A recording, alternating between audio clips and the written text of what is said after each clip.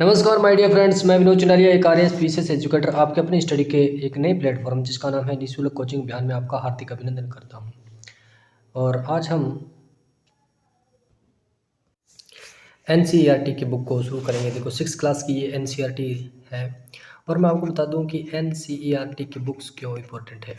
क्योंकि कोई भी कॉम्पिटिटिव एग्ज़ाम हो उसके अंदर आपको एनसीईआरटी पढ़ना काफ़ी ज़्यादा ज़रूरी है। देखो अगर आपने 6 से लेकर 12 तक आप एनसीईआरटी को पढ़ लेते हैं तो प्रत्येक कॉम्पिटिटिव एग्ज़ाम के अंदर कोई भी क्वेश्चन है वो आपके इससे नहीं छूटेगा। और मैं आपको बता दूं, अगर आपने 6 से लेकर 10th तक भी अगर एनसीईआरटी को आप अच्छे से पढ़ लेते हो तो लगभग 80% जो भी है कॉम्पिटिटिव एग्ज़ाम का स्ट्रक्चर है वो आप कंप्लीट कर लेते हो। तो ठीक है माय डियर फ्रेंड्स, चलते हैं अपनी 6 क्लास की आज की एनसीईआरटी।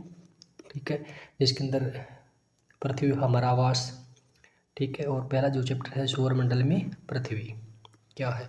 देखो सौरमंडल के अंदर पृथ्वी की बात करें तो सौरमंडल, सौर यानी ये सूर्य से लिया गया है, सौरमंडल यानी सूर्य का परिवार। ये फर्स्ट चैप्टर है और इसका अपने अच्छे से पढ़ेंगे। ठीक है, यहाँ आप देख सकते हैं कि ये सूर्य है। ठीक है, सूर्य के जो चारों ओर जो ये ग्रह हैं, ठीक है, ये जो ग्रह हैं ये सूर्य का क्या कहलाते हैं, परिवार कहलाते हैं। तो चलिए इसके अंदर क्या है।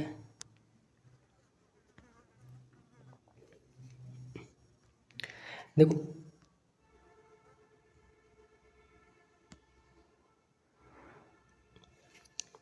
देखो आप चंद्र, पूर्ण चंद्र को लगभग 1 महीने, देखो आप जानते हैं कि 1 महीने में चंद्रमा क्या है, चंद्रमा क्या है, एक टाइम तो क्या है वो कंप्लीट पूरा दिखाई देता है और एक टाइम ऐसा आता है कि वो चंद्रमा बिल्कुल ब्लैक दिखाई देता है। ठीक है, आप 1 महीने के अंदर ये कंडीशन देखते हैं तो पूर्ण चंद्रमा वाली कंडीशन क्या कहलाती है, पूर्णिमा कहलाती है। ठीक है, और जो चंद्रमा, जब चंद्रमा अपने को नहीं दिखाई देता है, ठीक है, तो उस समय क्या है, ब्लैक जो चंद्रमा होता है उस कंडीशन को अपने क्या कहते हैं, अमावस्या बोलते हैं। देखो माय डियर फ्रेंड्स, इसके अंदर जितनी भी बेसिक बातें हैं, जो भी बेसिक कॉन्सेप्ट है वो आपको अच्छे से कंप्लीट होना जरूरी है। एनसीईआरटी आप 6 क्लास की एनसीईआरटी को लेकर मत चलें कि ये 6 क्लास की एनसीईआरटी है, क्योंकि इसके अंदर आगे बहुत ज़्यादा इंपॉर्टेंस जो है फैक्ट दिए गए हैं। अब देखो सूर्य, चंद्रमा, देखो खगोलीय पिंड क्या होते हैं, खगोल, ठीक है, जो ऊपर जो हमारे को वायुमंडल में, ठीक, ऊपर ब्रह्मांड में जो हमारे को पिंड नज़र आते हैं जैसे सूर्य है, चंद्रमा, वे सभी वस्तुएं जो क्या है आसमान में क्या है, चमकती हैं। आसमान में क्या है, चमकती हुई प्रतीत होती है, चमकती है। और हमें उस प्रकार के जो भी पिंड हैं वो क्या क्या कहलाते हैं, खगोलीय पिंड कहलाते हैं। उसके हम बात करेंगे तारा। तारा क्या होता है, तारा यानी जिसके पास समय का क्या हो, प्रकाश हो, समय का क्या हो, प्रकाश हो। ठीक है, और ये आकार में भी क्या होते हैं, बड़े होते हैं, ये बात याद रखना। और सूर्य भी क्या है, एक तारा है। ये क्वेश्चन आया हुआ है कि सूर्य क्या है, निम्न में से भी तारा है या ग्रह है या उपग्रह है। ठीक है, तो ये बात हमेशा याद रखना, तारा यानी सूर्य जो है क्या है, तारा है और सबसे बड़ा तारा है। ठीक है, खगोलीय पिंड बड़े आकार वाले तथा गर्म होते हैं, ये गैसों से मिलकर बने होते हैं। इनके पास अपनी क्या होती है, ऊष्मा तथा प्रकाश इनके पास होता है। ठीक है, जिसे वे बहुत बड़ी मात्रा में क्या करते हैं, उत्सर्जित करते हैं। और खगोलीय पिंडों को क्या कहते हैं, तारा कहते हैं। और सूर्य भी एक क्या है, तारा है। ठीक है,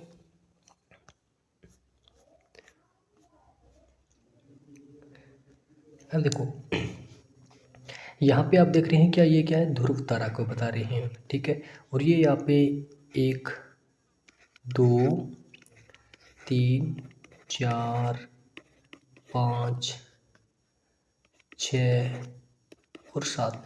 कई बार आपने सुना होगा क्या, सप्तऋषि मंडल, सप्तऋषि मंडल। ठीक है, अब देखो इस प्रकार के जो समूह बनते हैं ना तारों के, ये जो आपको समूह नज़र आ रहा है, ठीक है, इनको क्या बोलते हैं, अर्सा मेजर बोलते हैं। क्या बोलते हैं इनको, अर्सा मेजर बोलते हैं तारों के समूह को। और इन 7 तारों के समूह को क्या बोलते हैं, अपने सप्तऋषि मंडल बोलते हैं। अब देखो ध्रुव तारा, इसकी बेसिक कॉन्सेप्ट आपको अच्छे से पता होना चाहिए कि ध्रुव तारा क्या है। ध्रुव तारा हमेशा क्या है, उत्तर दिशा में ही मतलब अपने को दिखाई देता है।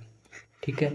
और ध्रुव तारा, देखो क्वेश्चन आ सकता है कि ऐसा कौन सा तारा है जिसे जो कि दिशा पहचान के लिए, क्या रात्रि में दिशा पहचान के लिए उपयोगी सिद्ध होता है, तो वो कौन सा, ध्रुव तारा। यानी जिस डायरेक्शन में ध्रुव तारा हमें दिखाई देता है वो डायरेक्शन कौन सी होती है, उत्तर दिशा होती है।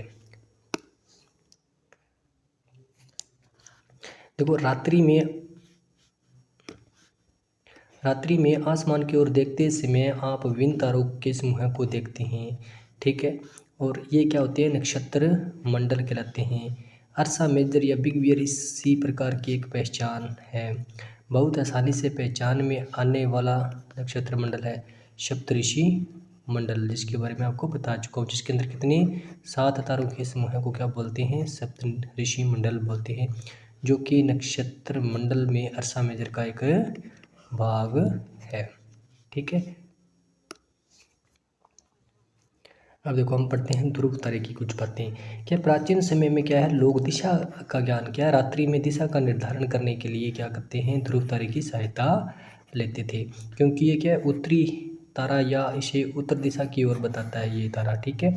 इसे क्या बोलते हैं, ध्रुव तारा बोलते हैं, जो हमें क्या है उत्तर दिशा में होता है ये, और ये हमें किसकी जानकारी देता है, उत्तर दिशा की जानकारी देता है।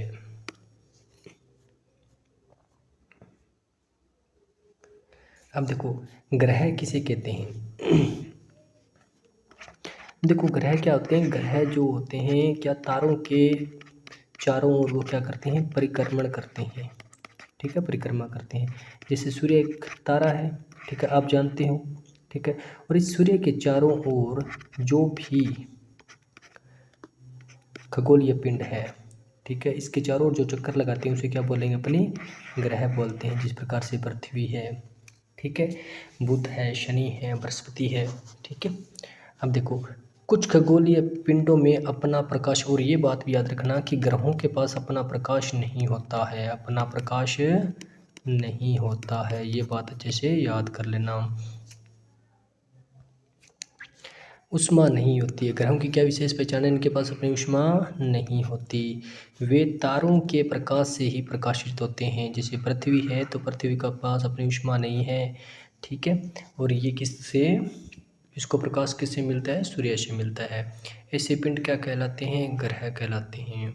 और ये किससे बना है, अंग्रेजी के प्लेनेट, इसको अंग्रेजी में क्या कहते हैं, प्लेनेट कहते हैं। और ये प्लेनेटाइड से मिलकर बना है। इसका मतलब क्या होता है, प्लेनेटाइड का मतलब होता है परिभ्रमण करना। क्या, परिभ्रमण करना, यानी चारों ओर चक्कर लगाना। ठीक है। पृथ्वी जिसे हम जहाँ पे हम रहते हैं, ये क्या है, ग्रह है। यह अपना संपूर्ण प्रकाश और ऊष्मा किससे, सूर्य से प्राप्त करती है। ठीक। जो पृथ्वी के सबसे नज़दीक तारा है, क्योंकि जो सूर्य है वो पृथ्वी के सबसे नज़दीक तारा है। पृथ्वी को बहुत अधिक दूरी से, जैसे चंद्रमा से देखने पर पृथ्वी चंद्रमा की तरह चमकती हुई प्रतीत होती है। जिस प्रकार से चंद्रमा अपने को चमकता हुआ प्रतीत होता है, ठीक है, उसी प्रकार से अगर आप अपने चंद्रमा पर जाएं तो अपने को क्या, पृथ्वी जो है वो क्या है, चमकती हुई प्रतीत होती है। ठीक है। नेक्स्ट आप अपने ग्रहों के बारे में पढ़ रहे हैं तो मैं आपको थोड़ा सा बता दूं, इनके बारे में आपको अच्छे से जानकारी होनी चाहिए कि कौन सा ग्रह है। देखो ये तो विशेष बात होनी चाहिए कि जो सूर्य है, ठीक है, सूर्य के सबसे पास कौन सा ग्रह है। ठीक है। और ये आपको अच्छे से पता, ये क्वेश्चन आते हैं बार बार परीक्षा में, यानी इनका क्रम पूछा जाता है कि सूर्य के नज़दीक वाले ग्रहों का क्रम बताएं। देखो सबसे पहले मैं बात करूँ किसकी, बुध, जो सबसे नज़दीक है वो कौन सा है, बुध। और एक ये भी बात याद रखना कि मान लो ये सूर्य है, क्या है, सूर्य है, जो इसके जो नज़दीक होगा उसको उतना कम टाइम लगेगा इसके चारों ओर क्या है, परिक्रमा करने में। मान लो यहाँ पर है जो इसको उतना, क्योंकि जितनी ज़्यादा दूरी बढ़ती जाती है, और यहाँ पे जो भी कोई ग्रह होगा उसको ज़्यादा समय लगेगा। ये बात हमेशा याद रखना कि जैसे जैसे सूर्य से उसकी दूरी बढ़ती जाएगी, ठीक है, तो उसका जो परिभ्रमण काल है, क्या, परिभ्रमण काल है, उसका जो टाइम है वो भी क्या है, बढ़ता जाएगा। ये बात अच्छे से याद रखना। जैसे सबसे पहले की बात करूँ तो बुध सबसे नज़दीक है 1 नंबर पे। उसके बाद में कौन आता है? शुक्र आता है 2 नंबर पे। 3 नंबर पे कौन आता है? अपनी प्यारी पृथ्वी आती है। फिर 4 नंबर पे कौन आता है? मंगल आता है। फिर 5 नंबर पे कौन आता है? जुपिटर यानी बृहस्पति आता है। ठीक है। और 6 नंबर पे कौन आता है? शनि आता है। ठीक है। और 7 नंबर पे कौन आता है? यूरेनस आता है। ठीक है। और 8 नंबर पे अपना ये ग्रह पड़ा नेपच्यून। ठीक है। और 8 नंबर पे कौन आता है? नेपच्यून आता है। ये बात आपको अच्छे से पता होनी चाहिए।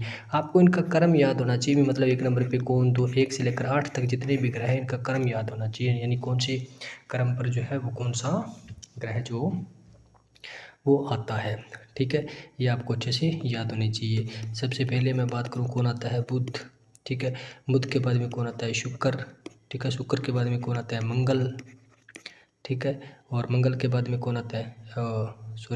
मंगल क्या, 3 नंबर पे कौन आता है? अपनी प्यारी पृथ्वी। फिर 4 नंबर पे कौन आता है? मंगल। फिर 5 नंबर पे कौन आता है? बृहस्पति। ठीक है। और 6 नंबर पे कौन आता है? शनि। ठीक है। और 7 नंबर पे कौन आता है? यूरेनस। और 8 नंबर पे कौन आता है? अंतिम नेपच्यून। ये बात आपको अच्छे से याद होनी चाहिए, इनका क्रम आपको अच्छे से पता होना चाहिए। चलिए अब देखो यहाँ पर एक बात ये भी याद करना, मैंने आपको बताया था ना, जो जितना पास होगा उतना ही उसको कम टाइम लगता है सूर्य के चारों ओर चक्कर लगाने में। ठीक है। देखो पृथ्वी बुध है वो कितने 88 यानी 88 दिन के अंदर अपना जो है चक्कर है, जो परिक्रमण चक्कर है वो कंप्लीट करता है। और बात करें शुक्र की, तो शुक्र जो है वो 255 दिन के अंदर अपना चक्कर जो है वो कंप्लीट करता है। और पृथ्वी आप लोगों को पता है कितना 365 से 1/4 दिन में कंप्लीट करती है। और वहीं मंगल जो है वो कितना टाइम लगाता है? 687 दिन लगाता है। और जो बृहस्पति है वो कितना 11 साल 11 महीने टाइम लगाता है, लगभग अपन बोल सकते हैं कितने 12 साल लगाता है। ठीक है। और वहीं बात करूँ किसकी? शनि की, तो शनि कितने लगाता है? 29 साल, लगभग 30 साल लगाता है, 29.5 साल। ठीक है। और बात करूँ यूरेनस की, तो यूरेनस कितना टाइम लगाता है? 84 साल। ठीक है। और वही नेपच्यून की बात करें तो नेपच्यून कितना टाइम लगाता है? 164 वर्ष जो है वो सूर्य की परिक्रमा करने में टाइम लगाता है। ठीक है। ये आपको इनका टाइम पीरियड भी थोड़ा सा याद होना चाहिए, और विशेष तौर से ये तो पता ही होना चाहिए कि इनका जो सूर्य की दूरी के क्या है, सूर्य से कौन कितना दूर है। ठीक है। दूरी आपको पता होनी चाहिए। ठीक है माय डियर फ्रेंड्स, अब यहाँ थोड़ा सा मैं आपको बता दूँ कि आंतरिक ग्रह क्या होते हैं। आंतरिक ग्रह जो होते हैं वो जो सूर्य के नज़दीक होते हैं, क्या है, सूर्य के जो नज़दीक होते हैं उसे बोलते हैं क्या? आंतरिक ग्रह। और बाह्य ग्रह क्या होते हैं? जो सूर्य से क्या होते हैं? दूर होते हैं। ठीक। और ये बने किससे होते हैं? ये बने होते हैं गैस और तरल पदार्थों से, तरल पदार्थों से मिलकर बने होते हैं। चलिए नेक्स्ट,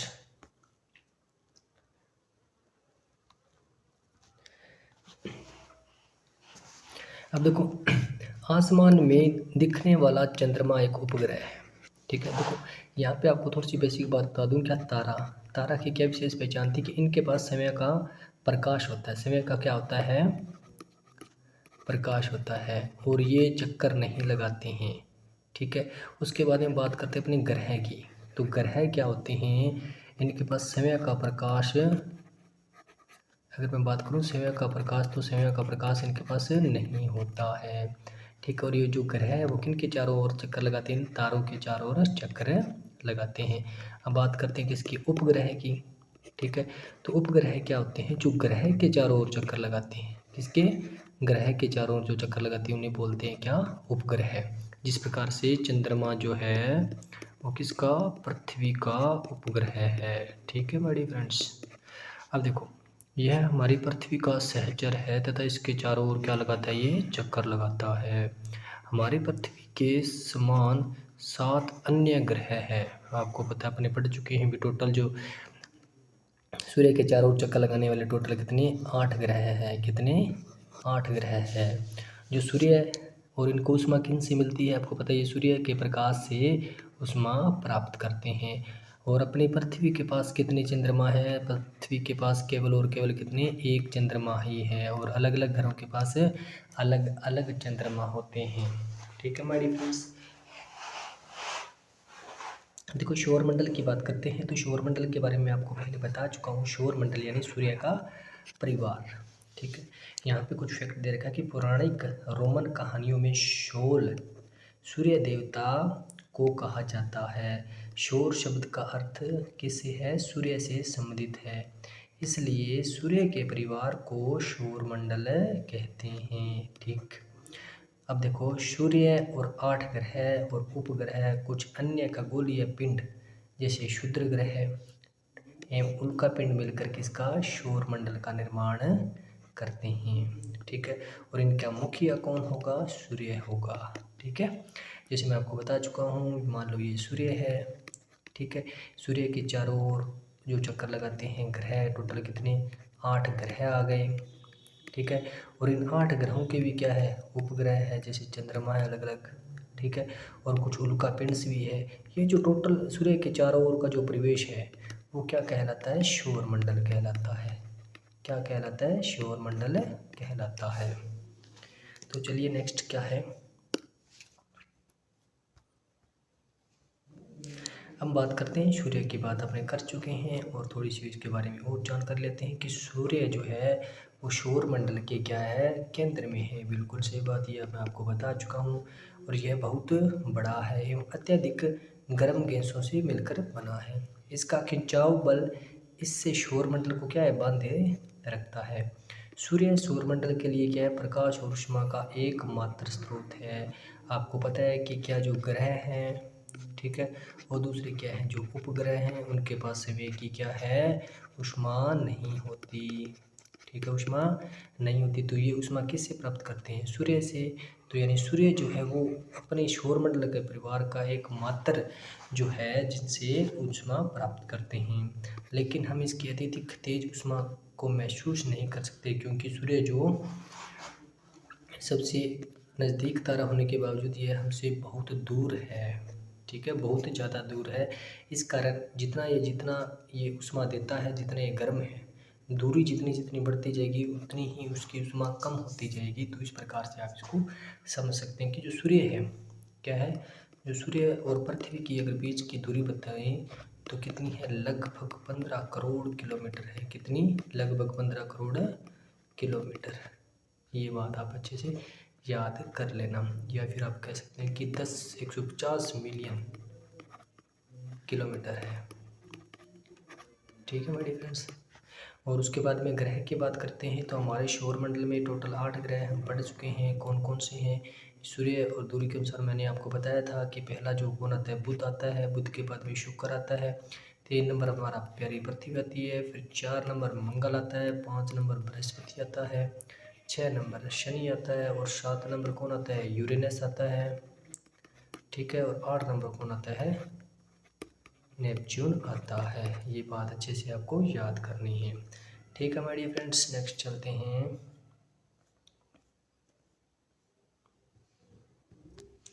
अब देखो कक्षा, आपको पता कक्षा क्या कहती है? देखो सूर्य, ये बात अच्छे से याद रख लेना कि जो सौरमंडल के जो टोटल जो 8 ग्रह हैं, कितने आप पढ़ चुके हैं कि 8 ग्रह, वो एक निश्चित पथ के ऊपर सूर्य के चारों ओर चक्कर लगाते हैं। एक निश्चित पथ के ऊपर, और वो पथ क्या है? वो दीर्घवृत्ताकार है। क्या है? दीर्घवृत्ताकार है। इस प्रकार से नहीं है वो। ठीक है, वो यानी इस प्रकार से एक दीर्घवृत्ताकार पथ बनाता है। ठीक है, ओके। और ये बात अच्छे से याद रखना, क्योंकि ये क्वेश्चन आया हुआ है कि जो सूर्य के चारों ओर जो ग्रह चक्कर लगाते हैं वो कौन से पथ के अंदर चक्कर लगाते हैं? तो वो कौन सा पथ है? दीर्घवृत्ताकार।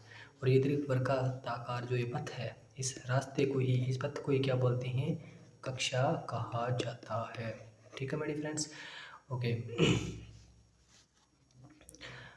अब देखो शुक्र को पृथ्वी की जुड़वा ग्रह कहा जाता है। ये बात अच्छे से नोट कर लेना, क्योंकि आपको पता है ये क्वेश्चन आया हुआ है कि पृथ्वी की जुड़वा बहन कौन है या जुड़वा ग्रह कौन सा है? तो वो कौन है? शुक्र है, क्योंकि इसका जो आकार और आकृति वो क्या है? लगभग पृथ्वी के समान दिखाई देती है। और अभी तक देखो जो प्लूटो को भी पहले क्या एक ग्रह माना जाता था। ठीक है, प्लूटो को भी क्या है? पहले 9 ग्रह पढ़ते थे ना अपने। ठीक है। तो प्लूटो को भी क्या ग्रह माना जाता था, परंतु जो अंतर्राष्ट्रीय खगोलीय संगठन ने अपनी पहली बैठक जो 2006 में हुई उसमें यह निर्णय लिया कि जो प्लूटो है, प्लूटो क्या है, एक क्षुद्र ग्रह या बोना ग्रह है। क्या है? बोना ग्रह है, और इसी ग्रह की श्रेणी से क्या है, बाहर निकाल दिया गया। ठीक है। नेक्स्ट हम बात करते हैं पृथ्वी की। भी क्या है पृथ्वी। अब देखो पृथ्वी की बात करते हैं तो अपने पृथ्वी के बारे में अच्छे से जानते हैं, और थोड़ा सा और बता देता हूँ कि पृथ्वी क्या होती है। ठीक है। सूर्य से दूरी के हिसाब से पृथ्वी क्या है, 3 नंबर का ग्रह है। ये बात आपको अच्छे से नोट करनी है।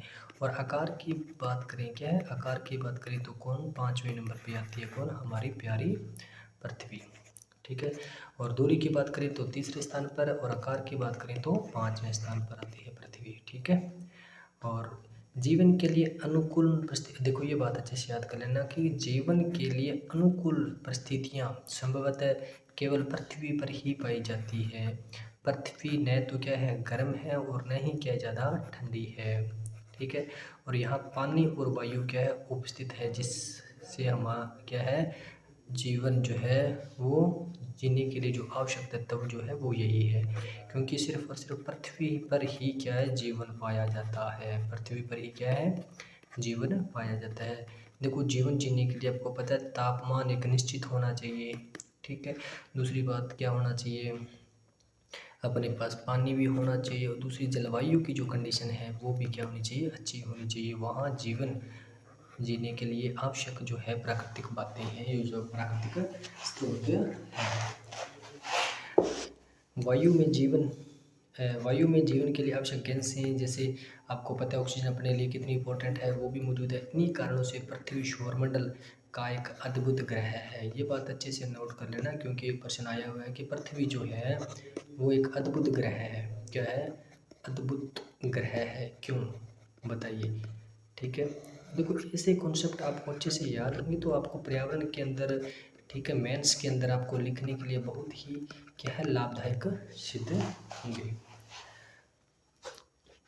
देखो अंतरिक्ष में देखने पर पृथ्वी हमें नीले रंग की दिखाई देती है। क्यों दिखाई देती है, क्योंकि पृथ्वी पर लगभग 71% भाग पर क्या है, पानी है। क्या है, भाग पर पानी है। आप मान सकते हैं कि 1/3 भाग पर क्या है, पानी है पृथ्वी पर। तो इस कारण जो पृथ्वी है वो ऊपर से दिखाई दे ऊपर से क्या है, हमें नीले रंग की दिखाई पड़ती है। ठीक है मेरे फ्रेंड्स।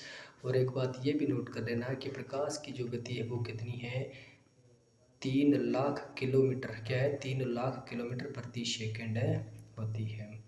ठीक है। और इस गति के बावजूद सूर्य के प्रकाश को पृथ्वी तक पहुंचने में लगभग कितना, 8 मिनट का समय लगता है। देखो 3 × 10⁸ मीटर प्रति सेकंड, ये तो आपने पढ़ा ही होगा। ये क्या है, जो प्रकाश की चाल है। क्या है, प्रकाश की चाल या फिर गति है, यानी स्पीड है। ठीक है। ये बात अच्छे से याद कर लेना। ओके। और अगर आपको मान लो ये टाइम पता है, 8 मिनट लगता है, और ये पता है, तो इससे आप दूरी भी निकाल सकते हैं। ठीक है। दूरी मैंने आपको बताया था कितना, लगभग 15 करोड़ किलोमीटर जो है वो पृथ्वी की क्या है, दूरी है। ओके, किससे, सूर्य से। नेक्स्ट चलते हैं कि नेक्स्ट क्या है ये टॉपिक। नेक्स्ट हम बात करते हैं किसकी, चंद्रमा की। ठीक है। देखो हमारे पृथ्वी के पास केवल एक ही उपग्रह है। ठीक है। चंद्रमा एक क्या है, उपग्रह है। ये बात अच्छे से याद कर लेना, क्योंकि कई बार सिंपल क्वेश्चन आ जाता है कि सूर्य क्या है, तो सूर्य एक तारा है। ठीक है। पृथ्वी क्या है, पृथ्वी एक ग्रह है। ओके। और चंद्रमा क्या है, चंद्रमा एक उपग्रह है। क्या है, उपग्रह है। और किसका उपग्रह है चंद्रमा, ये जो अपने हैं, जो अलग अलग ग्रहों के पास अलग अलग चंद्रमा होते हैं। ठीक है। किसी के पास एक होता है और किसी के पास एक से अधिक होते हैं। और पृथ्वी के पास जो चंद्रमा है वो केवल और केवल कितने हैं, एक ही हैं। केवल एक चंद्रमा यानी एक उपग्रह है, जिसे क्या कहते हैं, चंद्रमा। इसका व्यास पृथ्वी के व्यास का केवल 1/4 है। कितना, इसका व्यास पृथ्वी के व्यास का क्या है, 1/4 है। इसलिए प्रतीत होता है, इसका इतना बड़ा इसलिए प्रतीत होता है क्योंकि खगोलीय, क्योंकि यह हमारे ग्रह से अन्य खगोलीय पिंडों की अपेक्षा क्या है, नज़दीक है। इससे हम लगभग 3,84,400 किलोमीटर दूर है। जिस प्रकार से सूर्य हमारे से 15 करोड़ किलोमीटर दूर है। कितना? 15 करोड़ किलोमीटर दूर है। इसी प्रकार से चंद्रमा जो है 3,84,400 किलोमीटर दूर है। ये बात आप अच्छे से नोट कर लेना। नेक्स्ट चलते हैं।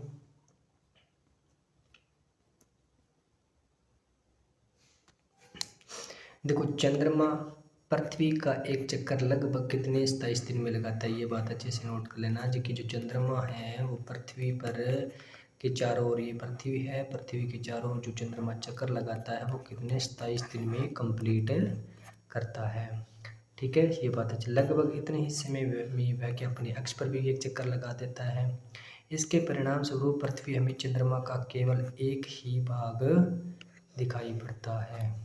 ठीक है, क्योंकि उसी टाइम में क्या है, चंद्रमा भी तो अपना इस टाइम पीरियड में अपना समय का चक्कर लगाता है। ठीक है, और उसी उतने ही टाइम पीरियड में क्या है, जो पृथ्वी का एक चक्कर फिर लगाता है। जिस प्रकार से पृथ्वी चक्कर लगाती है ना सूर्य के चारों ओर, उसी प्रकार से हमें चंद्रमा, इसी प्रकार से क्या है कि जो चंद्रमा का एक टाइम ऐसा आता है जिस टाइम पर हमें उसको क्या पूर्णिमा के टाइम में इसको कंप्लीट देख पाते हैं, और एक टाइम आता है अमावस्या के टाइम जिसमें अपन इसको नहीं देख सकते। ठीक है, और नेक्स्ट हम बात करते हैं क्षुद्र ग्रह की। क्या होते हैं क्षुद्र ग्रह? अब देखो, क्षुद्र ग्रह जो इस प्रकार के ग्रह जो कि आपको पता है आसमान में यानी जो अंतरिक्ष में, ठीक है, ब्रह्मांड में बहुत छोटे छोटे ग्रह, देखो तारों, ग्रहों में उपग्रहों के अतिरिक्त असंख्य छोटे छोटे पिंड सूर्य के चारों ओर चक्कर लगाते हैं। ठीक है, उन्हें क्या बोलते हैं? क्षुद्र ग्रह बोलते हैं। ये मंगल एवं बृहस्पति की कक्षाओं के बीच पाए जाते हैं। ये बात अच्छे से नोट कर लेना। कहाँ पाए जाते हैं ये? मंगल और बृहस्पति की कक्षाओं के बीच पाए जाते हैं। नेक्स्ट हम बात करते हैं उल्कापिंड की। क्या होते हैं उल्कापिंड? देखो, उल्कापिंड क्या होते हैं, ठीक है, मैं आपको बता चुका हूँ कि जो पृथ्वी के जो एक प्रकार के क्षुद्र ग्रह ही होते हैं। ये क्या, सूर्य के चारों ओर चक्कर लगाने वाले पत्थर, क्या है, पत्थरों को, ठीक है, छोटे छोटे टुकड़ों को उल्कापिंड कहते हैं। और ये उल्कापिंड कई बार क्या है, पृथ्वी के नज़दीक आ जाते हैं, बिल्कुल क्या है, पृथ्वी के नज़दीक आ जाते हैं बिल्कुल। और कई बार ये पृथ्वी के ऊपर भी मतलब गिर जाते हैं, और गिरने की प्रवृत्ति पर ये क्या है, पृथ्वी पर क्या है, खड्डा कर देते हैं। ये थोड़ी सी बात याद कर लेना। और तेज जब उल्कापिंड पृथ्वी से या यानी ब्रह्मांड से या ऊपर से नीचे की ओर आता है तो उस समय घर्षण बल के कारण क्या है, घर्षण बल के कारण इसके अंदर क्या, आग लग जाती है। ठीक है, और आग लगने के कारण ये क्या है, लगभग ऊपर ही हवा में क्या जल जाता है। कई बार तो इस प्रकार की कंडीशन हो जाती है, और कई बार ये क्या है, पृथ्वी पर भी आ जाता है। ठीक है, तो उन्हें क्या बोलते हैं, उल्कापिंड बोलते हैं। नेक्स्ट चलते हैं कि तारों, क्या तारों वाले खुले आकाश में एक ओर से दूसरी ओर तक फैली चौड़ी पट्टी, हम बात करते हैं किसकी, अब आकाश गंगा की। ये बात आप अच्छे से याद कर लेना कि आकाश गंगा यानी एक, इस आकाश के अंदर बहुत ये सफ़ेद जो आपको पट्टी नज़र आ रही है, क्या है, ये जो सफ़ेद जो पट्टी नज़र आ रही है, जो क्या है, सफ़ेद पट्टी होती है। ठीक है, और इस सफ़ेद पट्टी के अंदर क्या है, लाखों तारों के समूह होते हैं। क्या है, लाखों तारों का समूह होता है। जिस प्रकार से सूर्य भी एक तारा है ना, सूर्य भी क्या एक तारा है। तो इस प्रकार के सूर्य यहाँ पे इस आकाश गंगा के अंदर बहुत सारे अपने को देखने को मिलते हैं। ठीक है, तो उसे क्या बोलते हैं, आकाश गंगा बोलते हैं। ठीक है मेरे फ्रेंड्स, यानी यहाँ पर मैं आपको फिर से बता दूँ कि आकाश गंगा के अंदर बहुत सारे तारे होते हैं। ठीक है, जिसे मिल्की वे बोलते हैं। और सौर मंडल जिसे अपने बोलते हैं ना, सौर मंडल। ठीक है, सौर मंडल के बहुत सारे सौर मंडल जो है वो इस ये जैसे आपको ये दिखाई दे रही है। ठीक है, यहाँ पर ये बहुत सारे, यहाँ पे सूर्य के चारों ओर चक्कर ग्रह लगाते हैं। ऐसी ऐसी कंडीशन यहाँ पे आपको बहुत सारे सूर्य देखने को मिलते हैं। ठीक है, तो उसे क्या बोलते हैं, आकाश गंगा बोलते हैं। ठीक है, अब देखो हम बात करते हैं क्या, सौर मंडल। ठीक है, बहुत सारे सौर मंडल मिलकर किसका निर्माण करते हैं, अपने आकाश गंगा की। ठीक है। और आकाशगंगा, बहुत सारी आकाशगंगा मिलकर किसका निर्माण करती है? ब्रह्मांड की का निर्माण करती है। ये बात अच्छे से नोट कर लेना।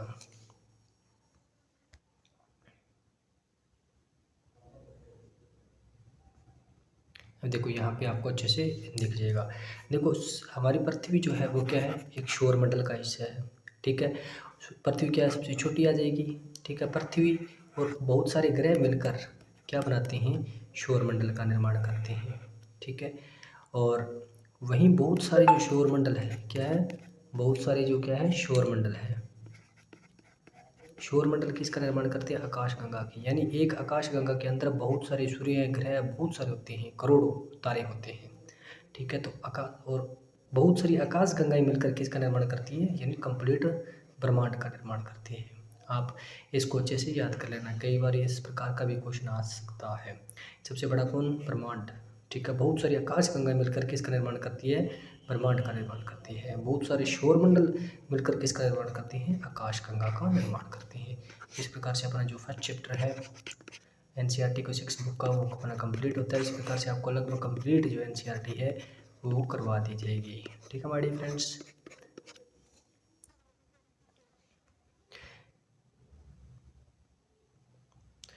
अब देखो इसके कुछ 1-2 क्वेश्चन करते हैं, उसके बाद में चलिए। अब देखो इसमें लिखा है कि किस ग्रह को पृथ्वी की जुड़वा ग्रह के नाम से जाना जाता है? अपने पढ़ चुके हैं कि पृथ्वी की जो जुड़वा, क्योंकि पृथ्वी जैसा आसमान दिखाई देने वाला ग्रह कौन सा है? शुक्र है। कौन सा है? शुक्र। तो इसका राइट आंसर क्या हो जाएगा? शुक्र। सूर्य से तीसरा सबसे नजदीक ग्रह कौन सा है? देखो अपने पढ़ चुके हैं, सबसे नजदीक कौन? बुध, ठीक है। बुध के बाद में कौन? शुक्र, ठीक है। शुक्र के बाद में कौन? अपनी प्यारी पृथ्वी, ठीक है। कौन है? प्यारी पृथ्वी। तो 3 नंबर पे अपना कौन आएगा? पृथ्वी आएगा। ये बात अच्छे से नोट कर लेना। Thanks for watching.